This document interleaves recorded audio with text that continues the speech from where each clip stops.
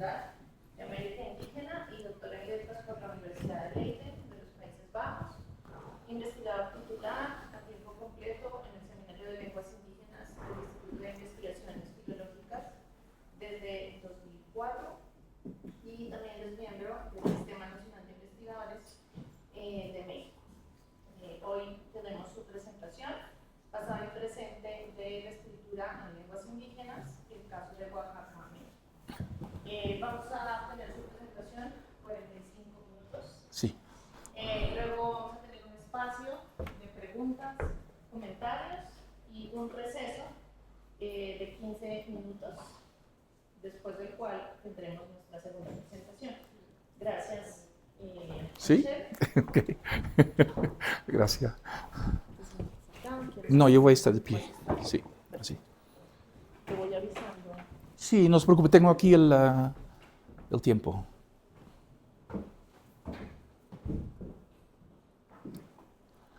Hola, buenas tardes. Muchas gracias por venir. Yo, en mi tiempo de estudiante, si había algo el viernes por la tarde, para mí era un no. Entonces, le agradezco mucho que están aquí para compartir ese tiempo. Esta presentación que voy a dar forma parte de un proyecto que es un proyecto de años y años y sigue probablemente todavía muchos años más. Y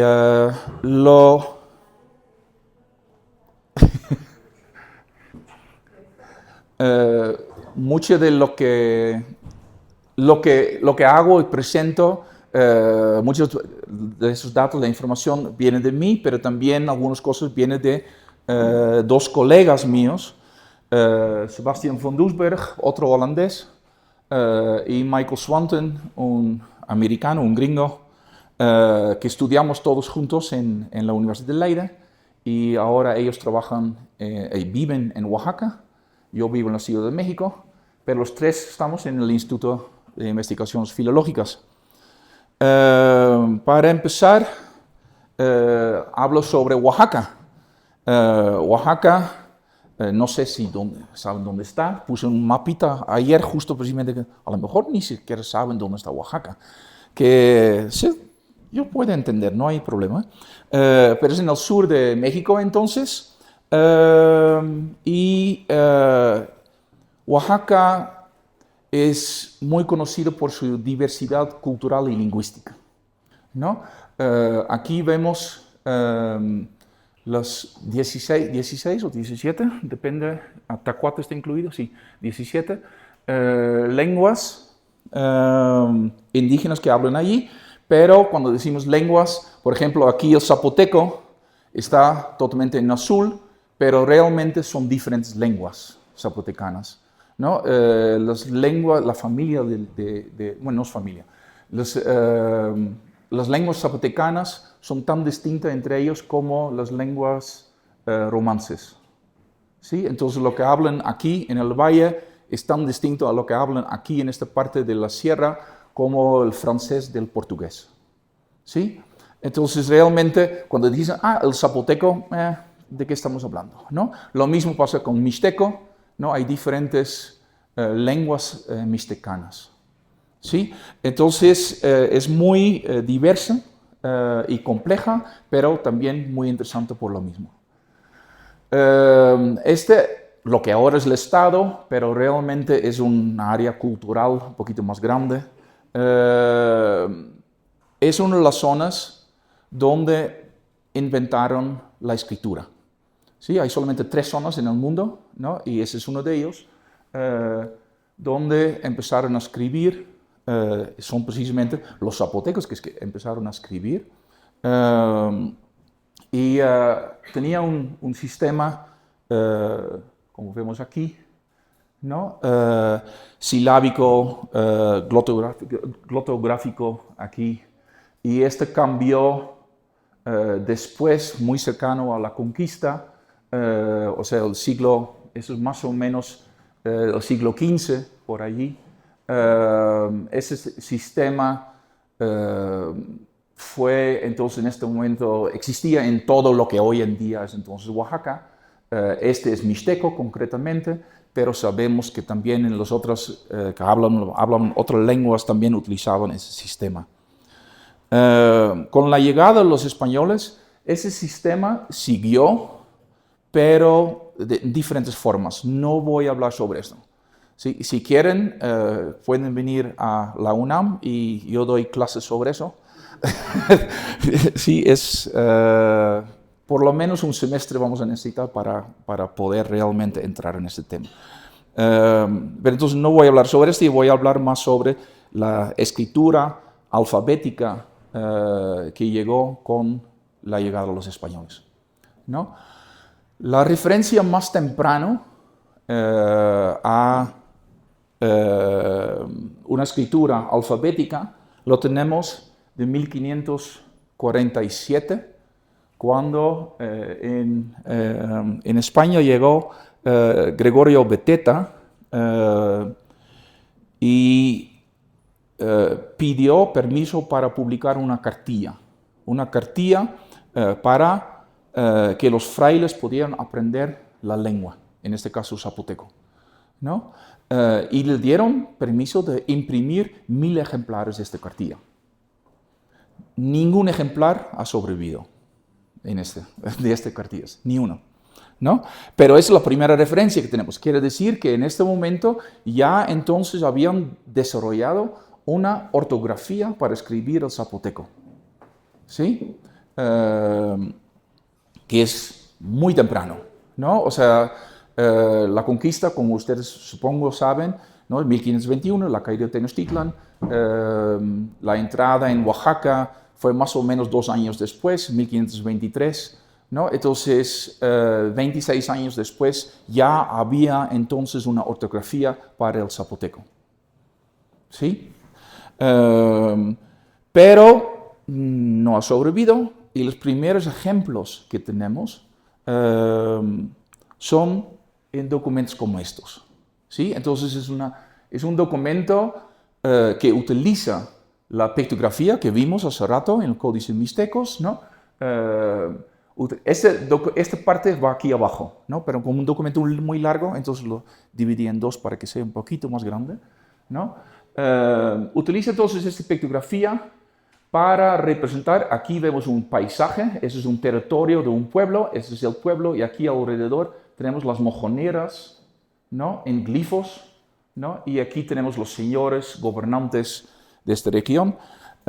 Otra vez, si quieren saber sobre esto, tienen que venir a México. Pero tiene también textos alfabéticos. Aquí en el centro, aquí vemos un texto, y aquí al lado. El texto en el centro es este. Perdón por la fotografía, pero esta fotografía fue este lienzo. No conocemos el original, solamente lo conocemos a través de esa fotografía, y la fotografía es de este tamaño, ¿sí? Y fue hecho en 1922-23 por ahí. Entonces, perdón, ¿no? Pero es lo que tenemos. Ese texto está en náhuatl, bueno, por lo menos parte de ello, ¿no? En el nombre de Dios Padre, Dios Hijo, Dios Espíritu Santo, Niasca, Initlalipa, Inampa, Rey de España y México, Castoli, Nahui, Tepetl, Mojón, años de 1 de junio de 1540. Y ese es típico para los textos tempranos. En esta región no hablaban náhuatl. Bueno, hablaban náhuatl, pero no como lengua materna, ¿no? Lengua náhuatl era una lengua franca que fue utilizado para hablar entre diferentes lenguas lejanas, porque obviamente los zapotecos hablaban con los mixtecos en mixteco o en zapoteco, ¿no? Pero cuando querían hablar con otras lenguas, entonces hablaban en náhuatl. Entonces, la escritura fue introducida a través del náhuatl, porque esta fue la lengua que los frailes aprendieron primero, y para la cual desarrollaron una ortografía primero, ¿no? Es en el centro, en Tenochtitlan, en la Ciudad de México. Ahí estaban los frailes y ahí aprendían una lengua indígena, que fue el náhuatl, ¿sí? Entonces, cuando llegaron allá, los frailes hablaron con varias personas que podían hablaron en náhuatl y enseñaron, obviamente, la verdadera religión, ¿no? O sea, el verdadero Dios. Enseñaban en náhuatl, ¿no? Y esas personas que podían hablar náhuatl en esas comunidades tradujían en zapoteco, en mixteco, en chinanteco a los demás. ¿Sí? Entonces, cuando empezaron a escribir en los pueblos mismos, escribieron en náhuatl los textos. Pero esos mojoneros alrededor, esto escriben en náhuatl, el primero, ¿no? Ese es el glifo, es un río, es al revés, pero lo pongo así para que el texto es un río y una hoja larga, una hoja de una planta, ¿no? Izohuatenco, aquí en zapoteco, Yegoyazá y río de Camalote. ¿Sí? Entonces, en 3 lenguas. Esas son las primeras palabras escritas alfabéticamente en zapoteco, 1540. Eran solamente palabras. ¿Sí? Y también tenemos esto en la Mixteca. Aquí tenemos un documento mixteco, 1564, un poquito más tarde. Vemos otra vez toda la pictografía, ¿no? Aquí tenemos un texto largo en náhuatl. Y los textos pequeños acá están en mixteco. Mismísimo patrón. Bueno, pero en este momento, en los años 60, 50, 60, los frailes que llegaron allá se dieron cuenta que predicar en náhuatl no va a funcionar, ¿no? Tenemos que predicar en las lenguas de la gente que hay, ¿no? Entonces ellos quisieron aprender la lengua. ¿Cómo era la manera? Pues típico medieval, necesitamos entonces libros para aprender la lengua, ¿no? Lo que Thomas Smith Stark ha llamado la trilogía, ¿no? La trilogía, ahora estoy en blanco, catequística, sí, perdón. Es una doctrina, un vocabulario y un arte, gramática, ¿no? Un arte es una gramática de la lengua. Y tenemos en varias lenguas, tenemos precisamente esas 3 obras. Escritas por frailes, supuestamente, pero obviamente los frailes no lo hicieron.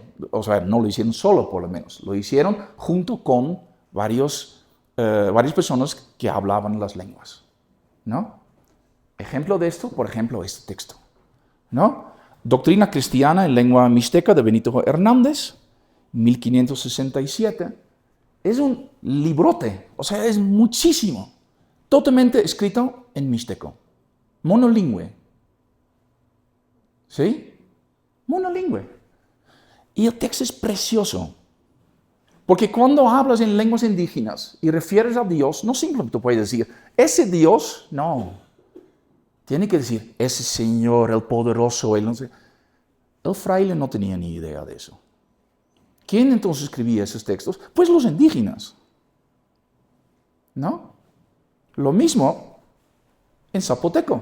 Aquí tenemos la doctrina cristiana de Pedro de Feria. Totalmente en zapoteco. Algunas partes son una zapoteco y español, pero gran parte está en zapoteco. Precioso el texto. Y después, vocabularios. El vocabulario en zapoteco, es uno de los más gordos que tenemos de la colonia. Si no me equivoco, ahora sí de cabeza, no me acuerdo, pero como 24.500 entradas en español y 66.000, estoy seguro, 66, pero no sé si en cientos,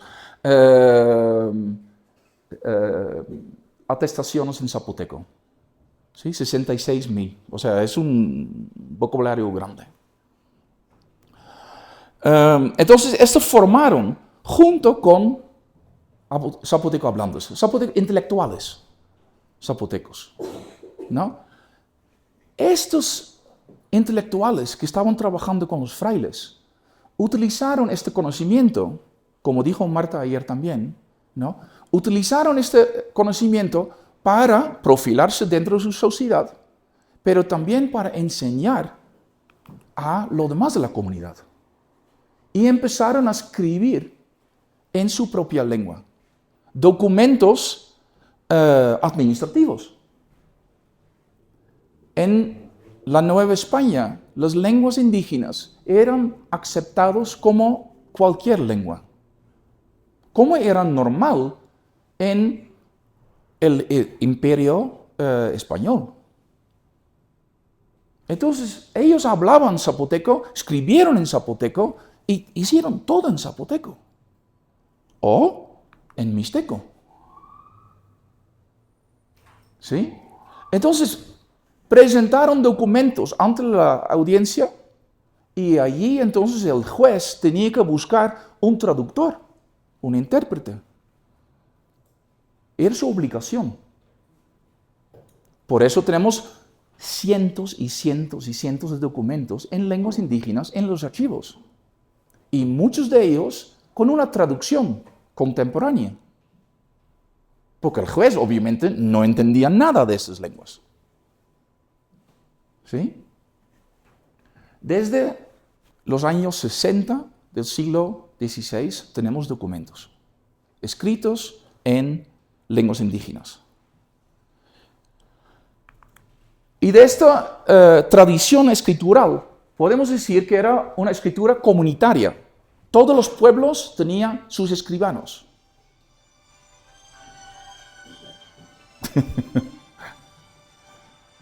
Sí, era una escritura autónoma.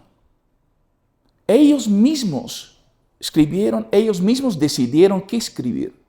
Era una escritura laica. Son documentos administrativos. Son documentos, registros de pagos, de gastos, de todo este tipo de cosas. Cartas, solicitudes, todos en lenguas. Y súper exitosa.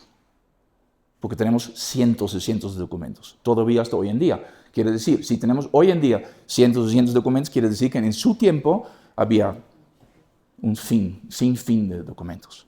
¿No? Dentro de los pueblos se formaban los escribanos. En el inicio fue una colaboración con los frailes, pero después lo llevaron ellos solos. No fue controlado por la iglesia. ¿Sí? Y como dije, los documentos eran totalmente válidos ante cualquier juez, ante cualquier autoridad. La autoridad virreinal tenía la obligación entonces buscar intérpretes. ¿No? Y precisamente por eso digo, tenemos tantos documentos en los archivos, en lenguas indígenas. Basado en todos estos documentos, podemos formar corpora. Corpora es el plural de corpus, por los que no saben. ¿Sí? Podemos entonces hacer una tipología basada en las lenguas. Y tenemos lenguas sin tradición escritural, colonial, alfabética. O sea, hay lenguas en que no escribían. ¿Sí? Es la categoría A. Categoría B son lenguas que solo tienen textos preparados bajo auspicios de los religiosos. O sea, doctrinas cristianas, como vimos hace rato, ¿no? Vocabularios, artes, todo este tipo de textos. ¿Sí? Son textos donde los frailes estaban directamente metidos. Son textos como estos, por ejemplo. Ese es de Fray Agustín Quintana, es el Mije, una lengua de Oaxaca. ¿No? Tenemos solamente este texto, de hecho, solamente de Francisco Quintana. Él produjo 4 textos en Mije. No tenemos más.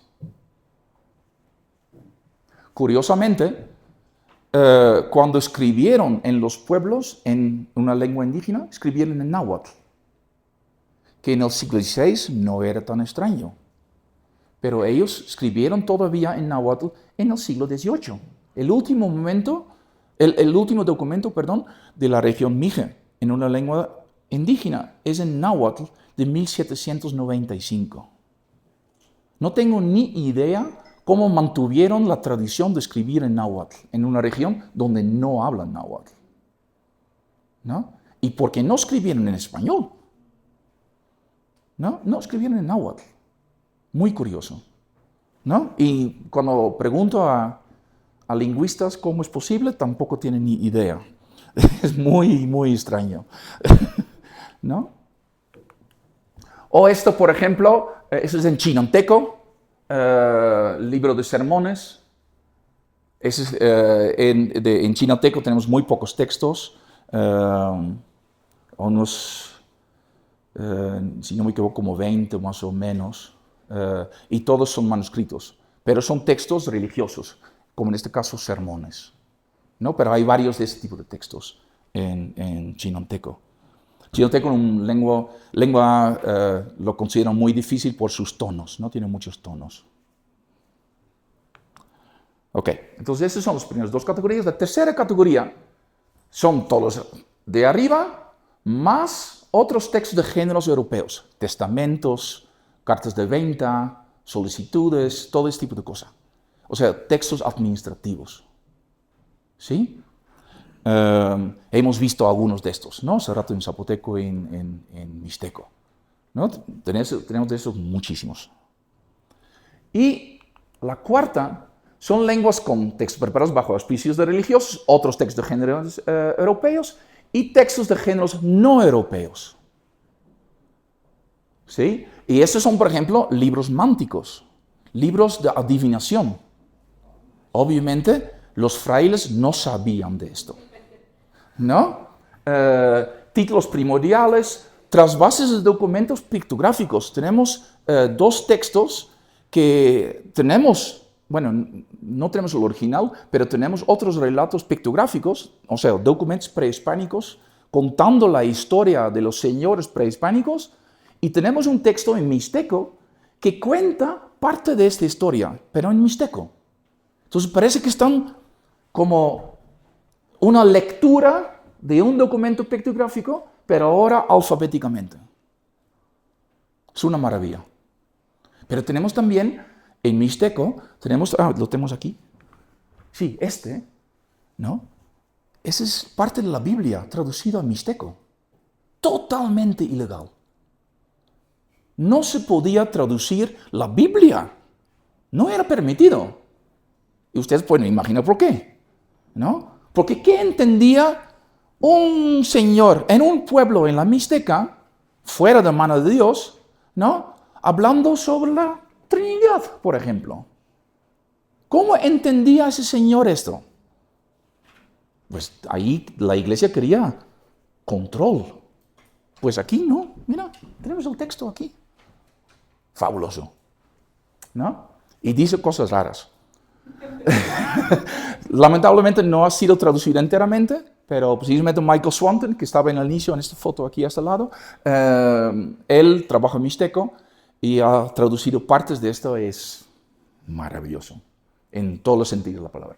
Es un título que habla sobre la historia y la llegada de los españoles y todo este tipo de cosas, y es maravilloso sobre la conquista del Valle de Oaxaca, que llegan los españoles y de repente hacen subir al agua para conquistarlos. Bueno, este tipo de historias son maravillosos. Estos son los documentos adivinatorios, ¿sí? Estos son textos únicos, ¿no? Tenemos 101 libritos. Y es una tradición totalmente prehispánica, ¿no? Tenemos códices que hacen lo mismo, y podemos hacer una relación muy fuerte. De hecho, lo hemos hecho, ¿no? Es una maravilla. Y estos son libritos finales del siglo XVII. O sea, casi 200 años después de la conquista, todavía estaban haciendo esto. Y así, abiertamente, pueblos enteros participando, ¿no? Obviamente, sin ningún control de ningún fraile, ¿no? Ok, entonces tenemos estas categorías, ¿no? Entonces tenemos varias lenguas en que no tenemos nada escrita alfabéticamente. Tenemos allí categoría B, chinanteco, mije, mazateco, cuicateco, tengo entre corchetes porque son muy tardíos. O sea, 1795 y solamente el cuicateco tenemos un texto, mazateco 2. ¿No? Entonces es realmente algo muy tardío y además entonces son textos religiosos. ¿No? Categoría C, Xochitleca, Náhuatl de Oaxaca. Náhuatl de Oaxaca son como 150 documentos más o menos. La mayoría son muy tempranos, ¿no? Con esos textos cuando todavía no había ortografía en las otras lenguas. Entonces escribieron en náhuatl, pero gran parte de esto, más de la mitad, vienen de la zona mije, ¿no? Realmente entonces, donde no hablan náhuatl, pero escribieron en náhuatl. Realmente extraordinario. Y después la categoría D, entonces que tiene todo, también textos no europeos, el mixteco y zapoteco. Estos son los corpora mayores, y lo vemos aquí en los números, ¿no? Vemos en zapoteco, mixteco y xochitleco y náhuatl. Ahora, al final voy a mostrar una página que estamos trabajando. Allí tenemos registrado 800 documentos en zapoteco, pero hay muchos más, ¿no? Zapoteco, xochitleco. También aquí es un poquito complicado en chinanteco 23. No estaba mal, yo digo 20, ¿no? Bueno, muy bien. En mije tenemos entonces estos 4 que vimos, son estos impresos, ¿no? También aquí hay un asunto, ¿qué es un texto? ¿No? O sea, una nota al lado de un texto en español y al lado hay un texto en mixteco, por ejemplo.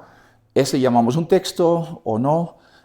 Un libro de testamentos, que por ejemplo en xochitleco tenemos de esos 800 textos, la gran mayoría, y cuando digo gran mayoría estoy hablando sobre 760 o algo así, vienen en 2 libros de testamentos. ¿Sí? Entonces son libros donde juntan testamentos. Entonces contamos esto como un texto o como 760 textos. Bueno, ¿no? Entonces sobre esto tenemos discusiones todavía. Lo mismo pasa con libros de bautizo, por ejemplo. Tenemos muchos libros de bautizos que escribieron en sus lenguas. Entonces, cada entrada contamos con un texto, o cada vez cuando un fraile llegó y firmaba, esto entonces es una sesión o libro entero. Entonces, sobre eso todavía estamos discutiendo. ¿No? Y obviamente los que trabajan xochitleco dicen que queremos todos los textos que queremos contar, y otros dicen no, solamente el libro. Si hacemos solamente el libro, el xochitleco se reduce a 25 textos, ¿no? Entonces es mucho menos que, ¿no? Pero bueno, si vemos esto dividido sobre el tiempo, aquí tengo Zapoteco del Valle y Zapoteco de la Sierra, para tener una idea más o menos, vemos que el gran auge es aquí en el siglo XVII-XVIII. ¿No? Ahí es el gran auge de los textos. ¿No? Aquí vemos lo mismo. Varios de estos no tienen fecha porque son precisamente la categoría B, que son textos religiosos. Entonces, muchos son manuscritos de doctrina, por ejemplo, pero no tienen fecha. Entonces, tenemos simplemente un manuscrito que empieza y termina, pero no ni siquiera indica quién es el escribano, ¿no?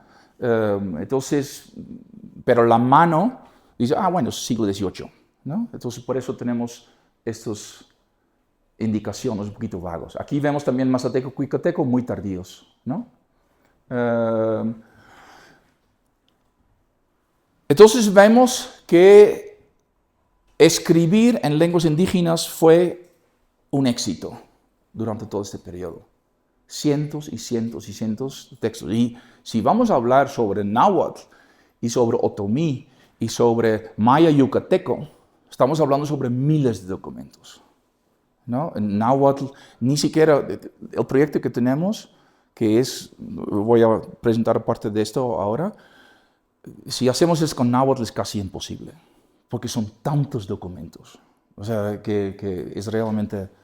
Es imposible. Bueno, no es imposible, pero necesitas un equipo grande para hacerlo, ¿no?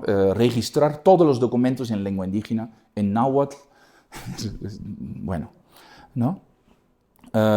Lo que falta, por ejemplo, nosotros hemos registrado todos los grandes archivos y un poquito menos grandes también. Hemos registrado ahí todos los documentos y ahora estamos trabajando con los pueblos.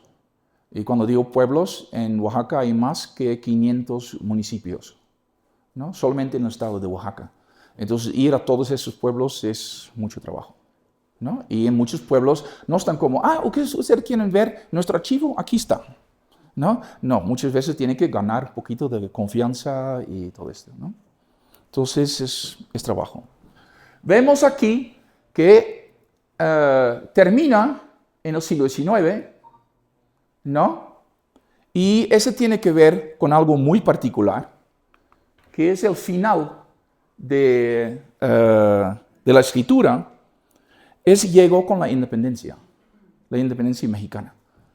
Porque a partir de este momento, las autoridades solamente recibían documentos escritos en castellano, ya no en lenguas indígenas. Y si no hay una razón para escribir, pues ¿para qué?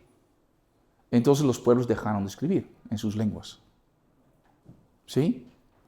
Es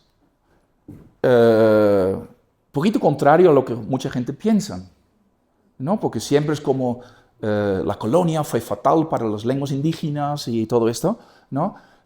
Pues no. ¿No? En 1820, entre 70 y 80% de la población de México hablaba una lengua indígena, ¿no? Ahora es 6%. ¿Sí? La escritura terminó aquí, con la independencia. Y no solamente en esas lenguas, ¿no? También en náhuatl, también en chapaneco, por ejemplo, también en otomí, terminó con la independencia. ¿Sí? Después hay unos textos de repente, como este, por ejemplo, en 1837, que un religioso dice, mira, yo quiero hacer esto. Entonces publicó un librito, ¿no? Tenemos algunos de estos, pero realmente no es considerado como una tradición escritural, y menos de las comunidades. ¿Sí? Es un fraile que probablemente estaba allí en una iglesia escribiendo ese texto, ¿no? No es hasta mucho después, hasta finales del siglo XIX, cuando vemos otra vez un interés en escritura en lenguas indígenas. Pero este era muy diferente. Eran unos intelectuales en los centros, particularmente en la Ciudad de México, que les interesaba la historia, las lenguas indígenas, ¿no? Pero desde una perspectiva intelectual. ¿Sí? No tenía nada que ver con los pueblos. Aquí no participaban pueblos, ni participaban indígenas. ¿Sí? Entonces hay una separación absoluta entre los estudiosos y las comunidades, y sus lenguas y su cultura. Y esta es una tendencia que hemos visto hasta muy recientemente, ¿no? Entonces tenemos este tipo de textos. Estos son, por ejemplo, es el Arte de la Lengua Mixteca de Antonio y los Reyes. O sea, el texto original es antiguo, es colonial, ¿sí? Pero ellos lo publicaron otra vez al final del siglo XIX, ¿no? Lo mismo con la gramática de la lengua zapoteca, ¿no? Bueno, ese es un texto raro, pero, ¿no? O sea, generalmente son textos antiguos que ellos entonces publican para así estudiar entonces los indígenas como un objeto, ¿sí? Poquito distinto son estas personas, Abraham Castellanos y Martínez Gracida, que eran oaxaqueños, ¿no? Y escribieron ese tipo de historias. Esas son novelas históricas, ¿no? Pero en español. Y lo que hacen aquí es formar un tipo de nacionalismo local, ¿no? O sea, un nacionalismo alrededor de los lugares de donde son. ¿no? Entonces es un tipo de nacionalismo zapoteco, un tipo de nacionalismo mixteco, ¿no? Entonces tampoco es realmente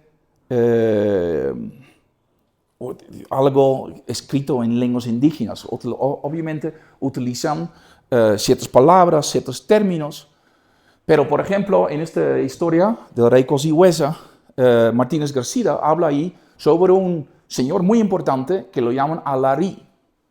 Alarí. Y Alarí encontramos muchísimo en documentos zapotecos, porque Alarí quiere decir, he aquí. Entonces empiezas una frase con, he aquí, mira aquí, ¿no? Pero como él no hablaba zapoteco, pero probablemente conocía documentos en zapoteco, él vio ahí alarí, alarí, alarí, porque lo utiliza mucho en los textos, ¿no? Por ejemplo, en un testamento, cuando dice, yo dejo esas cosas, y dice entonces, alarí, tal en tal, alarí, tal en tal cosa, alarí, tal en tal cosa, ¿sí? Entonces siempre empieza allí la frase con alarí, y él vio un documento, o varios documentos, donde siempre empieza con alarí, entonces él, no entendiendo el texto, dice, esta alarí tiene que ser muy importante, ¿no? ¿No? Entonces lo hace como uno de los grandes protagonistas de esta historia, ¿no? Pero es totalmente equivocado, o sea, no tiene sentido, ¿no? Lo que es muy interesante es un caso muy local, que es ese señor, Arcadio Molina, que escribió La Rosa del Amor en zapoteco, y él entonces escribe aquí vemos en español, y aquí en zapoteco, ¿no? Pero ese zapoteco era sin conocimiento de la tradición de 300 años durante el virreinato. Él inventa una nueva ortografía, ¿sí? No sabía que había una tradición de escritura en su lengua, ¿no? Entonces, él quiere escribir en su lengua bajo esta misma idea, ¿no? Del tipo de nacionalismo local, ¿no? Ese es de Juchitán, que es una región muy conocida en Oaxaca por lo menos, ¿no? Por su posición política, su chauvinismo, su lengua, su orgullo de su cultura y de su lengua, ¿no? Entonces él es de allá, y él es uno de los primeros que establece esa intelectualidad ismeño, ¿no? Juchiteco. Y este librito, hay muy pocos ejemplares. Yo creo que él publicó muy pocos, no sabemos precisamente cuánto, pero este está en Nueva York. Y yo creo que hay como 2 ejemplares o algo así en el mundo, ¿no? Pero de esta tradición, 30 años después, se formó un grupo también en Juchitán, en el mismo lugar, en el istmo de Tehuantepec, en el sur de Oaxaca, y empezaron un periódico, ¿sí? Y vemos aquí Nesha, escriben Nesha, quiere decir camino, ¿no? Y aquí vemos abajo, vemos en zapoteco, todo esto en español, ¿no? En la región hablaban totalmente zapoteco, y todavía mucha gente habla en zapoteco ahí, ¿no?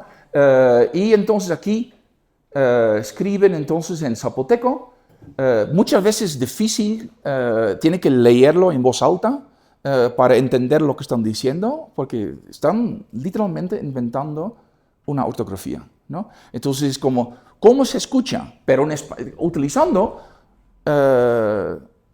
básicamente la fonética y ortografía del español, ¿no? Entonces, muchas veces ¿qué está diciendo? Entonces tiene que decirlo en voz alta, entonces eso, ok, ¿no?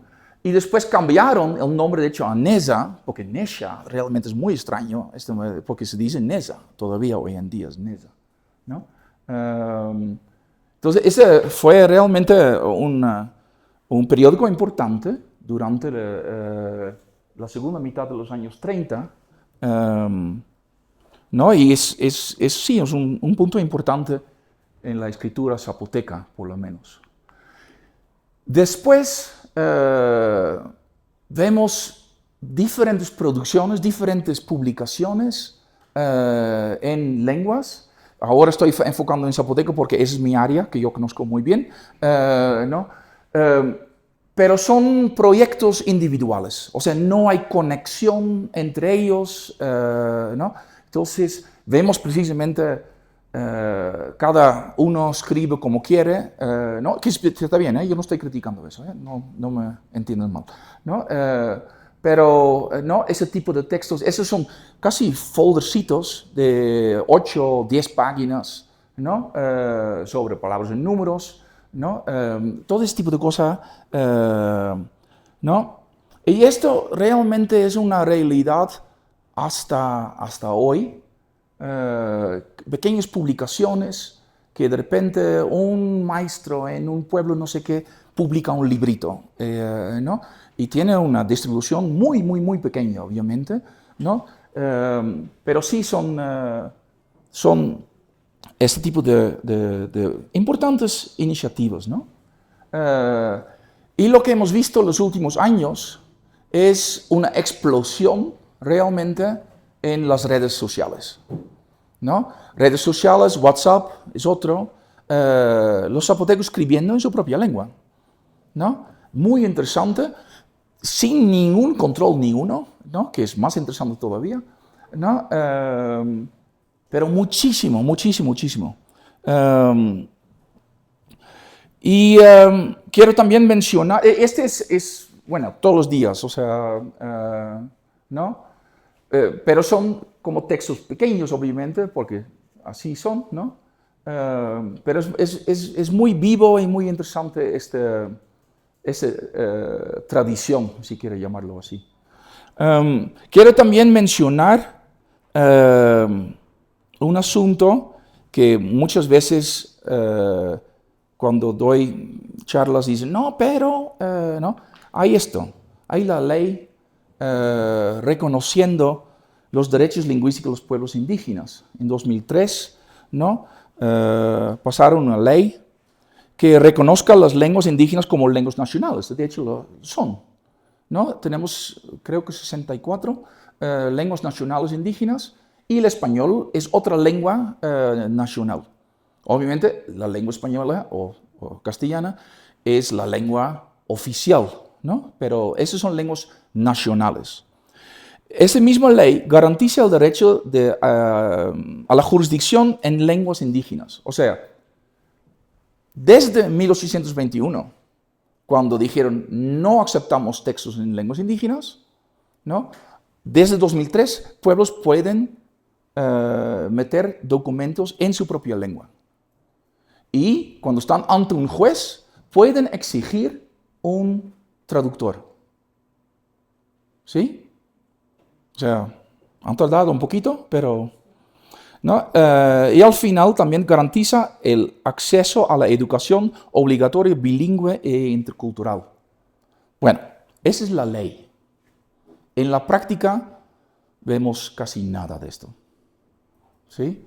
Es realmente... son palabras vacías. Casi. Hay algunas cosas que sí, pero esas cosas creo que hubieran pasado con o sin ley, ¿no? Entonces, ok. Rápidamente quiero mostrarles una cosa que es, ok, tenemos entonces todos esos textos. ¿Qué significa trabajar con textos? Porque una cosa es que lo tenemos y otra es que hacemos. Bueno, trabajar con textos como estos requiere muchas veces un trabajo que va un poquito fuera de lo que nosotros pensamos cuando trabajamos con textos, ¿no? Este es, por ejemplo, un archivo en Tepozcolula los documentos estaban así, ¿sí? Entonces, el momento cuando dices, no, pero yo solamente quiero documentos en lenguas indígenas. Ah, bueno, ok, aquí está, ¿no? Entonces, tiene que organizar el archivo, ¿sí? Eso forma parte entonces de nuestro trabajo. No podemos decir, no, yo solamente trabajo documentos así limpios. No, ese es nuestro trabajo también, ¿no? Limpiarlo, conservarlo, y una vez que tenemos esto en ese estado, es entonces transcribirlos, ¿no? Entonces tiene que saber algo de paleografía también, ¿no? y después traducirlo, analizarlo y traducirlo. Quiere decir que tiene que saber algo de la lengua, que parece obvio, pero no es tan obvio. Conozco colegas, historiadores, no voy a mencionar nombres obviamente, porque además entiendo que esto va a internet, entonces no quiero ahí que... ¿No?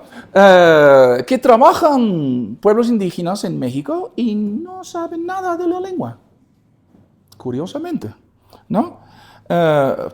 Bueno, para poder hacer esto, tiene que, por ejemplo, una cosa que teníamos que hacer es poner el vocabulario de Córdoba. Recuerda que lo vimos en el inicio, 78, perdón.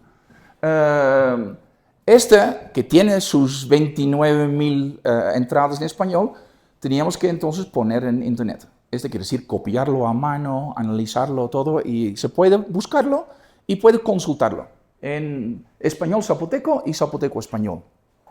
¿Sí? Literalmente miles de personas ya están analizándolo. Literalmente miles, ¿no?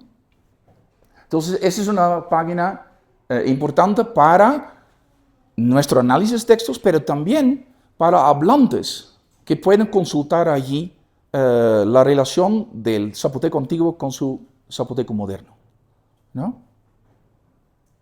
Otro proyecto es Xapnu, donde, bueno, eso no pasa más parte obviamente, pero donde puedes consultar imágenes de esos documentos.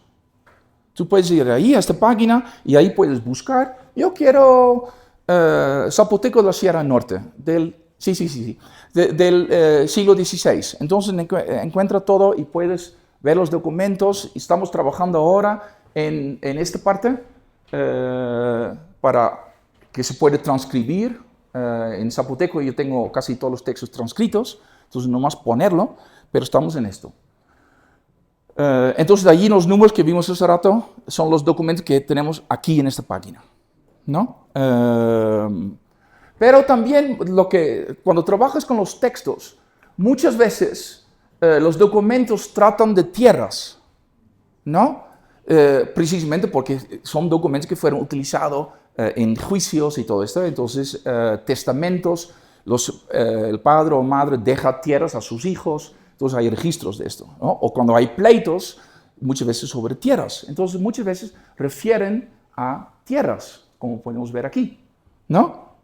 Bueno, se puede ver en la traducción, ¿no? Pero, entonces, ¿qué hacemos? Hacemos recorridos en el campo, ¿no? Aquí vemos, eso es con un, ¿cómo se llama? Un GPS, ¿no? Que nos registra todos los pasos, ¿no? Y entonces, aquí marcamos los puntos que son precisamente junto con las comunidades, obviamente, porque ellos saben dónde están esos lugares. Entonces vamos a esos pueblos y dicen, oye, ¿este lugar dónde está? Allí, ok, vámonos, ¿no? Entonces registramos los documentos coloniales con el paisaje actual, ¿no? Entonces así podemos relacionar los documentos con paisaje, ¿sí? Pero también, muy importante ahí, es no solamente decir, oye, mira, ahí tengo mis datos, voy a escribir un artículo muy importante en una revista académica, ¿no? De gran renombre. Y, no, o sea, ¿quién lee eso? 3 perros y un gato, ¿no? O sea, ¿qué es? No, entonces lo que hacemos mucho es regresar con la información, trabajar en talleres sobre esta información, ¿no? En las comunidades. Aquí vemos, este es con las ex autoridades de bienes comunales que tienen los documentos precisamente de tierras. Estos son ex presidentes de este pueblo, ¿no? Pero también grandes presentaciones, donde vienen literalmente cientos de personas, ¿no? Porque se trata de su comunidad y de su historia y de su terreno, su territorio, ¿no? También trabajamos en el Seminario Permanente de Lenguas Otomangues con nativo hablantes para que relacionen su lengua que hablan actualmente con la lengua representada en los documentos. ¿Sí? Entonces allí tenemos, obviamente, tenemos que hacer ¿no? Es de lingüística histórica, ¿no? Trabajar con esto. Es lo que estamos haciendo desde siempre, pero lo queremos también que ellos también saben hacer esto. Precisamente porque yo tengo 10 años más y quiero la próxima persona que sean ellos en vez de yo, ¿no? También en las comunidades damos los mismos talleres, ¿no? Para directamente llegar a dónde debe llegar la información.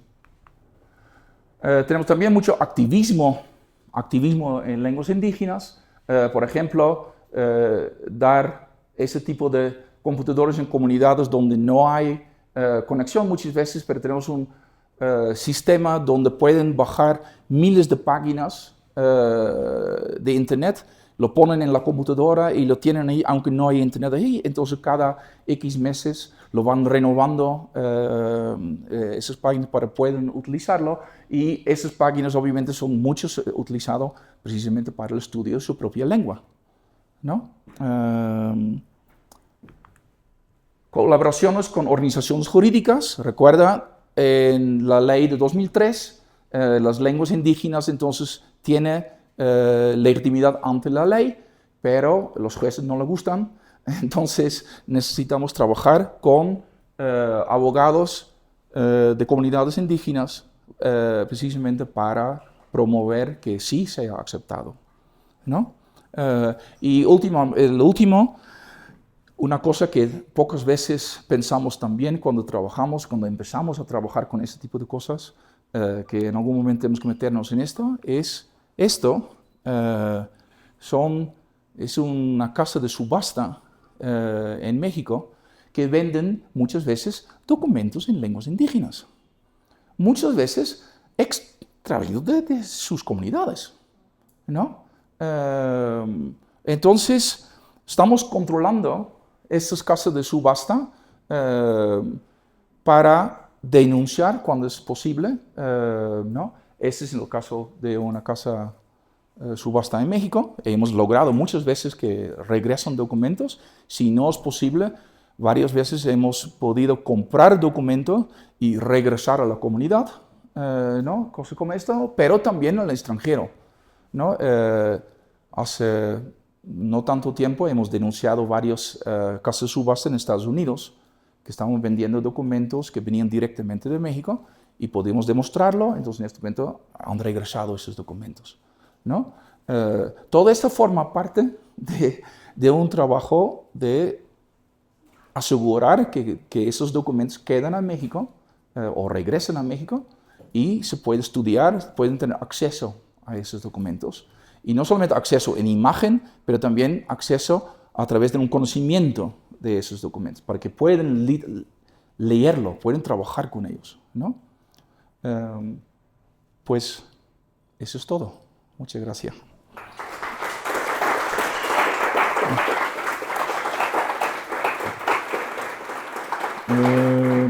Así, sí. Bien, ¿no? La puntualidad. Ahí está, sí, sí. Muchísimas gracias. Nada. Michelle, por esa presentación que has hecho tan amplia. Me gustó mucho, me quedo con esta idea de pensar las lenguas estas de las que nos has hablado, y creo que en general como una construcción social, cultural, ajá, política, y yo creo que pensar en las lenguas como lenguas vivas, ¿no? Dinámicas, no fosilizadas, sí, en las que intervienen un montón de actores sociales muy diversos. Creo que tienes que irte pronto, entonces. No, tranquilo. De nuestro público, por favor, levantan la mano. Creo que así, ¿no? Sí, sí, sí. Bueno, primero felicitaciones. Gracias. Maravilloso toda esa investigación.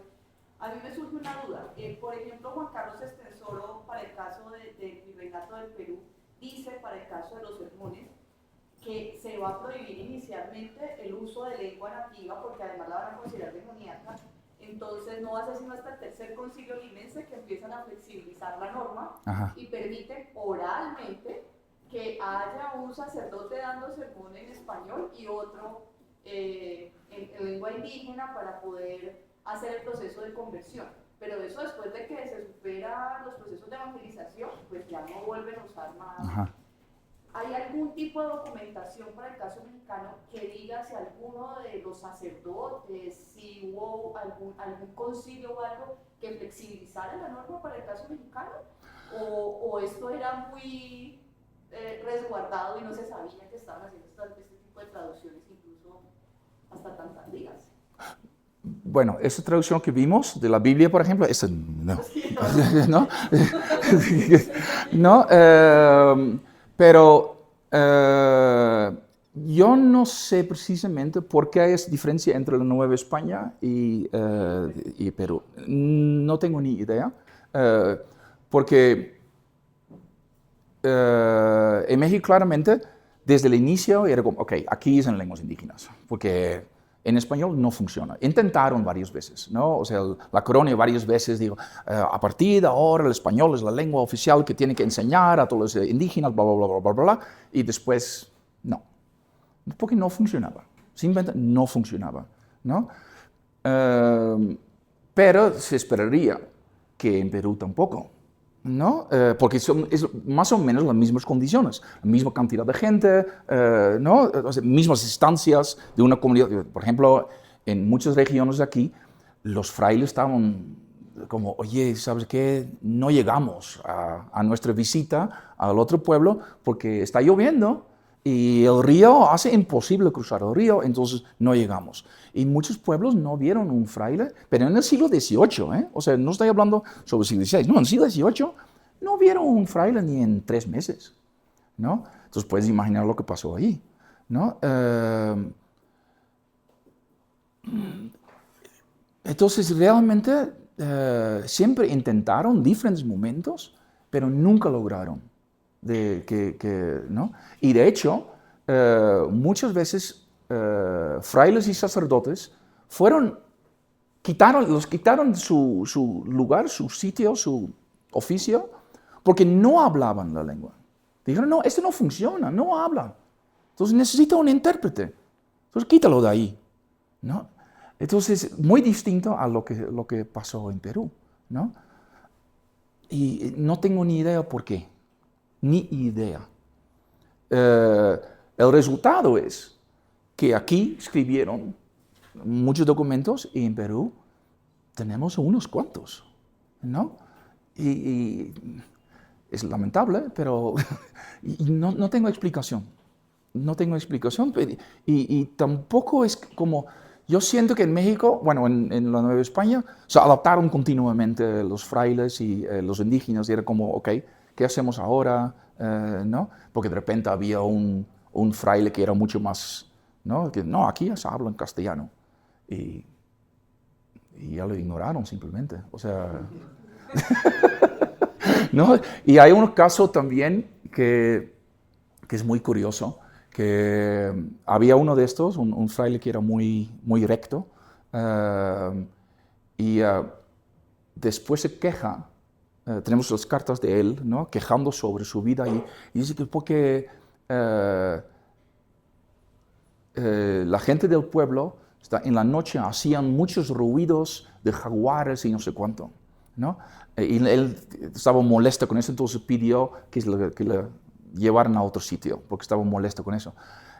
Y claro, cuando yo leí eso, lo que estaban haciendo los del pueblo, le estaban mandando sus nahuales, ¿no? sus alter egos animal, ¿no? De espíritu. Le estaban mandando a él para asustarle. Pero él entonces solamente escuchaba que ellos estaban haciendo ruidos de animales y todo eso, ¿no? Entonces, hay estas cosas raras pasando en los pueblos, realmente fascinante. Y todavía hasta muy reciente yo vi frailes allí muy dinámicos, porque ven que pueden quejarse, pueden ser difíciles, pero el pueblo, si tú no trabajas con el pueblo, te van a ignorar, ¿no? Entonces mejor cuando piden que bendices un coche o algo así, bendigo el coche, ¿qué me importa? ¿No? Que hablan su lengua en la misa, hablan la lengua en la misa, ya, está bien, ¿no? Porque si no, olvídalo. Eso es sí, son esas agresiones pasivas que hay mucho en los pueblos. Sí, pero no sé, no conozco a Perú, entonces no sé por qué fue tan diferente aquí, ¿no? Sí, respecto a estos documentos adivinatorios, ¿qué eran? ¿A quién estaban dirigidos? Y pues no sé si es mucho preguntar cómo se distribuía, porque pues lo que entendí es como eso no tenía autorización de la Santa Iglesia, No. entonces cómo No. circulaba en cuestiones de, bueno, esto es un libro que está impreso en muchas... No, impresos, todos son manuscritos. Ok. Todos son manuscritos. Todos lo publicamos. Se puede bajar. No, en ese contexto... No, sí, pero se puede publicar. Lo publiqué, son 5 tomos, casi 3.000 páginas, con estudios, transcripciones y todo. Entonces ahí puede leer sobre esto, pero los escribanos, que eran totalmente autónomos, ¿no? Ellos tenían contactos entre ellos. Y por eso cuando veis esos libros son muy similares entre ellos, ¿no? Entonces ellos tienen contactos, entonces hablaban, intercambiaron, incluso porque vienen de una investigación de idolatría, ¿no? Entonces por eso lo tenemos. Y allí dice que hay un señor que está vendiendo esos libros a los especialistas adivinatorios, ¿no? Entonces es una red, simplemente, obviamente una red escondida, pero yo sospecho que esos mismos señores estaban involucrados en la escritura de otros textos. Por ejemplo, en esta región hay muchos títulos que son un tipo de textos históricos y es en la mismísima región hay muchísimos. Y cuando comparas la mano, porque solamente 2 libritos tienen nombre, todos los demás son anónimos, por obvias razones, ¿no? Entonces, cuando comparas las manos de los títulos con esos libritos, dices, son muy similares, ¿no? Entonces, probablemente son las mismas personas que están en un tipo de parte de la sociedad un poquito gris, ¿no? pero fue muy extendido. Muy extendido. Casi todos los pueblos en esta región son de la Sierra Norte de Oaxaca. Casi todos los pueblos tenían sus especialistas y tenían sus libritos. Y esos mismos libritos todavía existen hoy en día en una parte de Oaxaca, donde todavía continúa con la mismísima cuenta. Es una cuenta adivinatoria que utilizan, es otro curso. Si quieres. Tengo también un curso sobre esto, un semestre sobre este. Que lo continúa hasta hoy en día y tenemos registros de esto precisamente en esta publicación. Este está si quiere consultarlo, en el Instituto de Investigaciones Jurídicas de la UNAM y allí tiene que ir a su biblioteca o librería digital. Buscas mi apellido. Está en el programa. Entonces busca ahí mi apellido y ahí sale sí, y puedes bajarlo. Jurídicas, sí, de la UNAM. Yo estoy en filológicas, pero trabajo con varios amigos míos en jurídicas. ¿Tenemos otra pregunta? Por ahí. Es que me causó mucho interés en tu presentación. Hay como un retorno del mapa documentado, básicamente, con los glifos y los lugares. Y luego cuando tú haces lo del GPS, otra vez es un mapa documentado. Sí. Entonces, ¿qué relación tiene la cartografía y los mapas en esta historia que estabas trazando ahí? Bueno, en casi 80% de los documentos que trabajamos refieren al paisaje. ¿No? En las comunidades, parte de la identidad de la comunidad es el territorio, ¿no? Es sumamente importante el territorio. Entonces encontramos muchísimos documentos en los archivos donde tienen pleitos con el pueblo vecino o lo que sea, o dentro de la misma comunidad. sobre tierras, sobre los linderos, la definición de los linderos, particularmente en la mitad del siglo XVI, ¿no? Entonces, los archivos están llenos de documentos que tratan de tierras, en zapoteco y en español, ¿no? O en lenguas indígenas y en español, ¿no? Entonces, cuando vas a trabajar con esos documentos, casi es obvio hacer ese trabajo, ¿no? Entonces, decir, ok, tenemos aquí un testamento, ¿no? Como vimos hace rato. Este fue un testamento donde, no me acuerdo precisamente si es un hombre o una mujer, deja tierras a sus hijos, ¿no? Bueno, entonces el momento cuando dice, ok, vamos a ver dónde están. Entonces de ahí puedes ver, entonces cómo es la distribución de tierras de esta familia, ¿no? Y cómo se relaciona entre la hombre y mujer, hombre recibe tierras allá, mujer recibe allá, cómo es la distribución también muchos, cómo están en la sierra, entonces hay parte fría y parte baja, parte caliente, cerca del río es más caliente y arriba es más, ¿no? Entonces, basado en ese tipo de trabajo se puede entonces determinar ese tipo de asuntos. Y como hay tantos documentos de tierras, no hay manera de escaparlo. O sea, continuamente, hoy en día también, cuando estás en los pueblos, continuamente es como, ese se llama así, y allí pasó tal y tal. Y siempre la relación con el paisaje, ¿no? Entonces, como básicamente lo que nosotros hacemos es seguir el relato de los documentos, nuestro trabajo siempre va hacia las tierras casi, ¿no? Entonces, para eso también, primero lo que vimos en blanco y negro, esta foto, ¿no? Este es precisamente la definición del territorio de un pueblo que fue establecido en 1540. Antes de la llegada de los españoles, los pueblos no tenían mojoneras. Sí, era otra organización política, social de los señoríos, ni siquiera comunidades, ¿no? Entonces, no había linderos, no había, solamente los mexicas, los tenochcas de Tenochtitlan, ¿no? De la Ciudad de México, ellos lo hicieron, pero siempre han sido un poquito raros ellos. Pero todos los demás no tenían linderos. Entonces, cuando llegaron los españoles, introdujeron el territorio definido con mojoneras, ¿no? Entonces dijeron, hasta allá va tu territorio. Esto obviamente causó montones de broncas, ¿no? Porque el señorío al lado dice, no, pero espera, no, porque ya hay gente allá que están relacionando conmigo. Entonces ahora están en el territorio del otro, ¿cómo?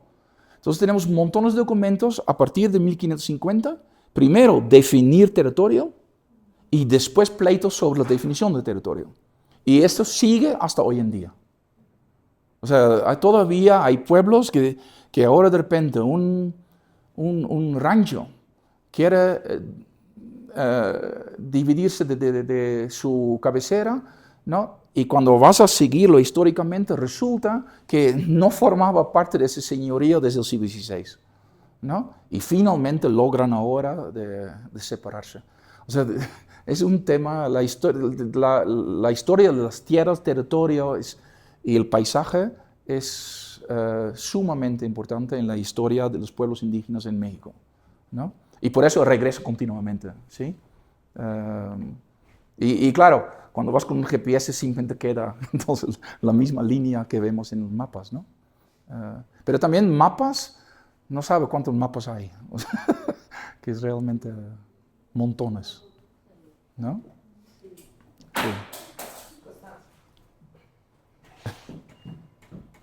Pues, si hay alguna otra pregunta, porque yo quiero dar las Yo gracias. tenía una pregunta. Entonces, dale y yo cierro. Sí. Porque como él se va ahorita, no lo va a escuchar al final de la jornada. No, Sí. yo solo quería preguntarte por este lienzo de 1547 que ponías las imágenes, el de 1540, sí, sí, que decías que no estaba, sí. no, desapareció ese lienzo. Bueno, no sabemos dónde está. Entonces, Bueno, sí, o sea, para mí desaparecido suena como nunca vamos a encontrar. Yo tengo todavía esperanza que en algún momento encontramos ese documento, ¿no? Esta foto fue hecha en el inicio del siglo XX en Juchitán y desde ese momento no sabemos dónde está. Espero que alguien lo tiene en un cajón o algo así. Y suena raro, pero eso nos ha pasado. O sea, documentos que desde hace mucho tiempo no sabemos dónde están y de repente, mira, surge, ¿no? Entonces pasa. Y otra cosa que quería como preguntarte sobre, es que pensando cuando hablabas de cuando se producen estos documentos en náhuatl, Sí. también permite como pensar en una especie de interés por institucionalizar o por darle prioridad a una lengua indígena sobre otras, ¿no? Y pensaba que eso, por ejemplo, en la audiencia de Quito, pasa mucho con el quechua. Sí. Los misioneros promovieron mucho el uso del quechua sobre otras lenguas indígenas y luego, claro, no fue tan el proceso armónico porque otras lenguas empiezan como a disputarle, pero quería preguntarte una cosa así como sobre eso.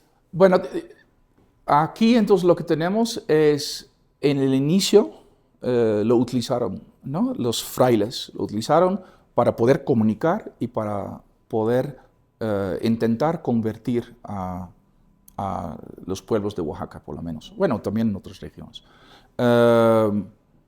Y utilizaron la lengua que podían. O sea, conocían la lengua del centro, entonces lo utilizaron. Esa lengua, el náhuatl, fue una lengua franca que utilizaron hasta El Salvador y cosas así, ¿no? Para comunicarse entre ellos. O sea, era como hoy en día el inglés o algo así, ¿no? Entonces, por eso podían entrar entonces en Oaxaca o en Guerrero o en Chiapas con el náhuatl en el inicio. Pero como se dieron cuenta que no funcionaba. O sea, porque no tenía un control. O sea, yo puedo hablar o sea, cuando estamos aquí, ¿no?, ante un público holandés, ¿sí? Tú hablas conmigo en español y yo voy a hablar con ellos en holandés, ¿no? Tú no tienes manera de controlar lo que estoy diciendo, ¿no? Entonces, eso no es lo que te gusta, particularmente cuando se trata de algo como la religión, ¿no? Entonces, tú quieres controlar esto. Entonces, por eso dijeron, no, lo que tenemos que hacer aquí es hablar estas lenguas, entender las lenguas, ¿no? Pero para esto necesitaban los hablantes.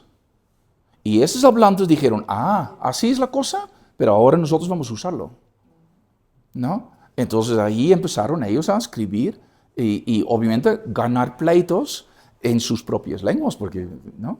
Entonces, eso es lo que pasó allá. Por eso no funcionó el náhuatl, ¿no? Aparte de los mijes, ¿no? Que por alguna razón siguen escribiendo en eso, ¿no? Pero realmente tomaron el mando y dijeron, a partir de nosotros no somos nosotros, ¿no?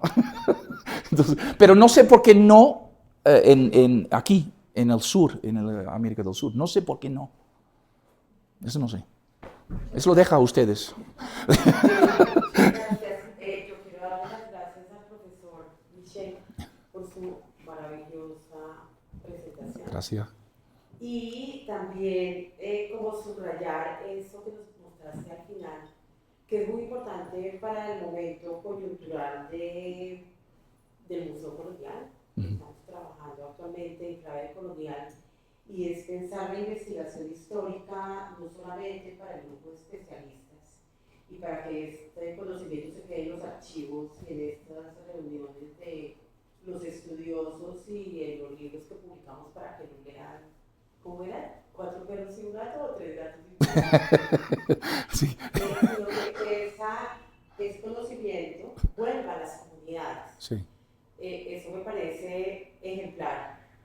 Y yo en ese contexto te quería preguntar, ¿qué es lo que los anima a ustedes, el grupo de investigadores, para devolver ese conocimiento a las comunidades y lo hacen en clave qué? O en asociación con políticas o en el contexto de esa ley o por un vínculo y unas necesidades que ustedes detectan en las comunidades que visitan en ese caminar por los recorridos, que vinculan esos documentos históricos a esos territorios de esas comunidades que reclaman, hacen reclamaciones de tierra, Sí. o sea, cómo es ese contexto que hace que ustedes especialmente activaran esa relación con las comunidades que no se ve acá en Colombia, pues, ni en muchas, o casi que es una comunidad académica, porque se investiga es para la academia y para las clases, para las Sí. universidades y para los institutos de investigación, y se tiene casi siempre una relación muy extractivista, Ajá.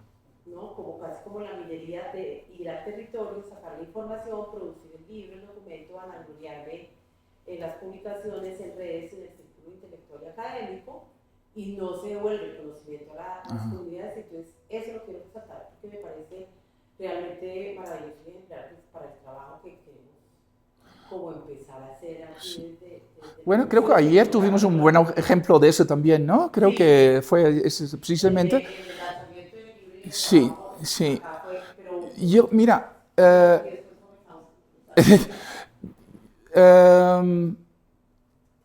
lo que a mí me motivó fue precisamente ver la continuidad cultural, ¿no? Desde tiempos prehispánicos hasta hoy en día, ¿no? Es lo que me motivó estudiar lo que estoy estudiando. Y cuando fui a la universidad, en este momento, en la Universidad de Leiden, había un profesor y un grupo que tenía en el centro siempre la comunidad. Entonces, por ejemplo, nosotros teníamos que ir por lo menos 6 meses a vivir en un pueblo. Y fue obligatorio, dentro del programa de estudio, ¿no? Entonces, yo fui a vivir 1 año en un pueblo.